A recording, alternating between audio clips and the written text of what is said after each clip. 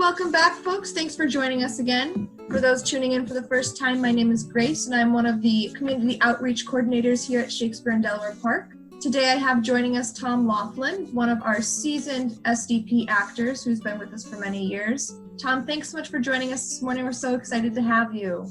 Well, thanks for asking me. I hope I'm well seasoned. Let's start this morning, Tom, by talking about Shakespeare's text. As an actor, how do you approach it differently than other traditional texts? I guess the easiest way to answer that question without getting too complicated is just the simple fact that for me, Shakespeare's texts are far more indicative of how one develops a character than the texts in almost any other kind of contemporary play. I mean, when you look at Shakespeare's text and you look at the way how he constructs it, both in terms of the verse, how he constructs it in terms of rhythms, and also how he constructs it in terms of looking at the ways in which he fashions characters in opposition to one another through argumentation or things like that. His text is very deep. In fact, one of the things that I firmly believe is that when you look at Shakespeare's text, it's important to realize that Shakespeare has no subtext. There's no underlying motivation for the character beyond what the character actually is saying. And that's a little tough for, I think, modern actors to really come to grips with in a way sometimes, because we're very trained in realistic methodologies, which ask us to find subtext and find all these hidden motivations. The interesting thing about that is that Shakespeare was a genius because he managed to create such complex psychological characters within that idea of having no subtext. So if you really want to get a full understanding of how Shakespeare creates his characters, you really have to look at the construction of the verse. And once you unlock the keys in that, that's where you're going to find out what it is that the character is pursuing, and also how the character develops psychologically. Absolutely, I agree 100%. As you said, there's no subtext, so it's an interesting little dance. Like it's a nice puzzle he's created for us. How have you observed over the years the audience's reaction to Shakespeare now being accessible in Buffalo, and how has the audience evolved? Well, I think one of the interesting things about Shakespeare Delaware Park as it's developed over the years has really been more and more young actors, as well as more and more young audience members, really sort of get to that idea of the text and listening to it.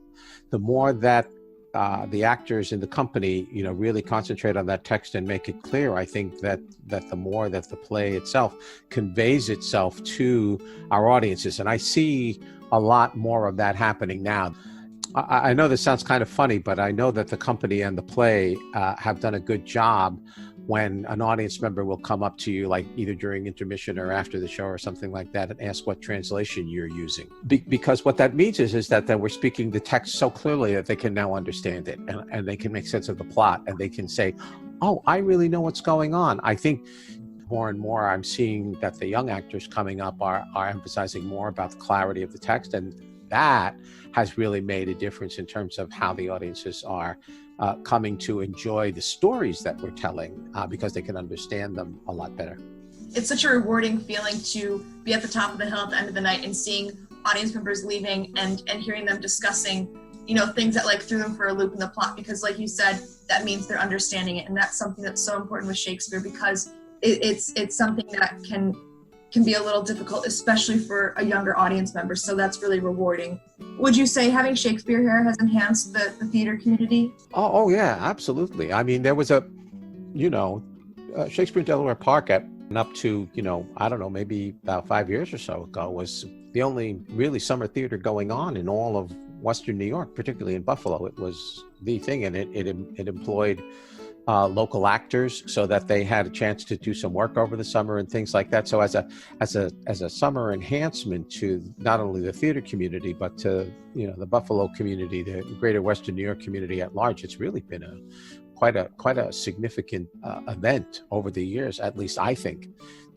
First of all, of course, it's free. I also think that what makes it unique to the community is because it is composed of people from within the community. Almost all of the actors who come to Shakespeare Delaware Park every single year are local actors. You can see them in the local theater community across the theatrical season. It is unique in that regard. I mean, it's special in that regard.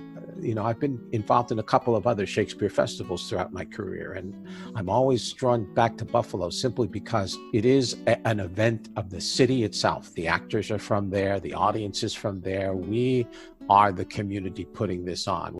It's very difficult for me to even describe how unique it is when you understand that there are, hundreds of Shakespeare festivals out there in the country. So that's what I think has made this over the last 45 years so important and so special to Buffalo and Western New York. I agree. It's a special thing, like you said, to have the talent that, you could see in the grocery store, like walking down Elmwood or something like that. Let's quickly take a walk down your own memory lane. Do you have a favorite Shakespeare in Delaware Park memory, whether it be a favorite role or one of your most vivid performances or something like that you can share with us? Well, the most memorable one was a production of Love's Labour's Lost, in which I played Boyer. It was in the mid-90s. And what had happened was my brother got married on July 1st of that year, and he wanted me to come to the wedding. So I went to the stage manager and I said, if I take a flight early in the morning to New York and I get a flight late, I can do it in one day. And she said, okay. Well, I got back on the return flight, and unfortunately, a thunderstorm came through the Newark airport and held the plane on the tarmac for about 50 minutes, so it couldn't take off. And I was sitting there, and this was before the era of cell phones. Curtain time was 7:30, and I believe we landed in Buffalo at 7:25. So I did manage to contact somebody there, and I called somebody and said, I'm going to be late. I just got out of the airport. I'm on my way to the Hill right now. Well, I do know that Saul was on the Hill. So Saul actually went out on book as Boyer for the first scene. So the play goes on time. Saul's on book for the first scene. And then I got there just about, I'd say, 5 minutes before my second scene. And Saul, ever the prankster, comes up to me and he says, I got an idea. Let's do this.